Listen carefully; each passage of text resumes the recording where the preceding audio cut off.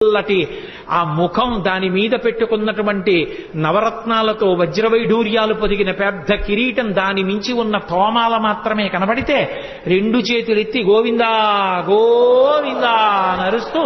అక్కడి నుంచి 4 అడుగులు ముందుకెళ్లి లోపల ఉన్నటువంటి వెండి వాకిలి, ఏకాంత శయనం చేసేటటువంటి మంచం, వాటినన్నింటినీ చూస్తూ దగ్గరకెళ్లి మొదటి గడప కులశేఖరాల్వార్ పడి దగ్గర నిలబడితే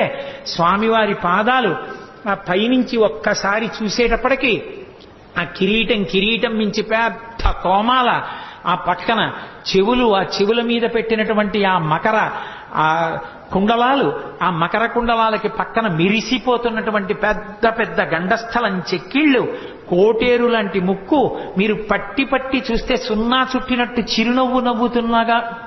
నవ్వుతున్నాడా అన్నట్టుగా ఉన్న నోరు, పెద్ద పెద్ద ఊర్ధ్వపుండ్రాలు, మహానుభావుడు కంఠం త్రివళులతో ఉండి